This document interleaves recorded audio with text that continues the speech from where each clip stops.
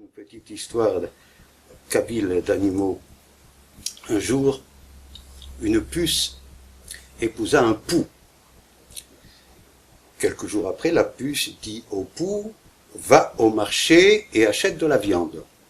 Le pou s'en va au marché, il achète de la viande, la puce met la viande dans une marmite remplie d'eau qu'elle pose sur le feu. Bon, eh ben, maintenant tu vas aller couper du bois et pendant ce temps-là, j'irai chercher de l'eau à la fontaine. Alors le pou prend sa hache et il se dit, je vais faire vite pour couper le bois, je serai de retour avant mon épouse et je pourrai, sans être vu, manger un petit peu de cette viande.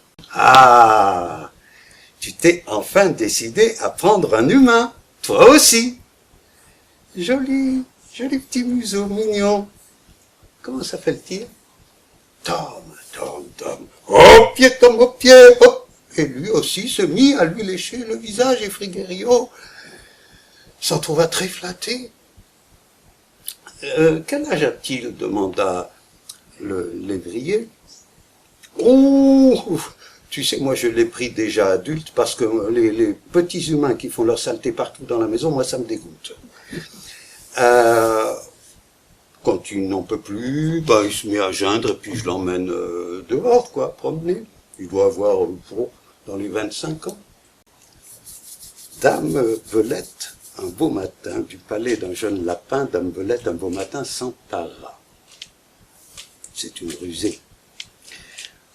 Le maître étant absent, ce lui fut chose aisée. Elle porta chez lui ses pénates un jour qu'il était allé faire à l'aurore sa cour, parmi le thym et la rosée. Après qu'il broutait, trottait, fait tous ses tours, Jeannot Lapin retourne au souterrain ses jours. La Belette avait mis le nez à la fenêtre. Oh! Oh, dieux hospitaliers, que vois-je ici paraître? Dit l'animal chassé du paternel logis. Oh là, madame la Belette, que l'on déloge sans trompette, ou je vais avertir tous les rats du pays. Écoutez, monsieur Seguin, je me languis chez vous. Laissez-moi aller dans la montagne. Oh!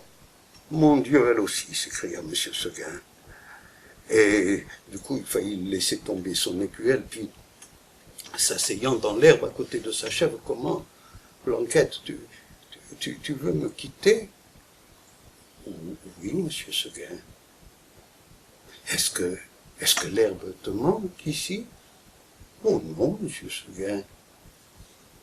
Peut-être es-tu attaché de trop court, veux-tu que j'allonge ta corde? Non, c'est pas la peine, monsieur Seguin. Mais alors, qu'est-ce que tu veux, qu'est-ce qu'il te faut?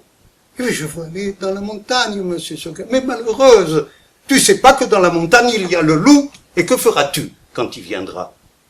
Abou Bakr, le sage, Dieu veille sur lui, cheminait un jour avec quelques disciples, le sage allait devant, assis sur son âne, les disciples derrière, et comme ils allaient sous le soleil, contents, l'âne lâcha un paix. Bouleversement d'Abou Bakr, il se tourne vers le ciel, il rit, il pleure, Seigneur, Seigneur, comme je t'aime, Seigneur, comme tu parles juste dans ton infinie compassion. Les disciples se regardent, l'un d'eux ose lui demander, Maître, mais que se passe-t-il? Un âne pète et Dieu vous vient? L'air nous manque, expliquez-nous vite.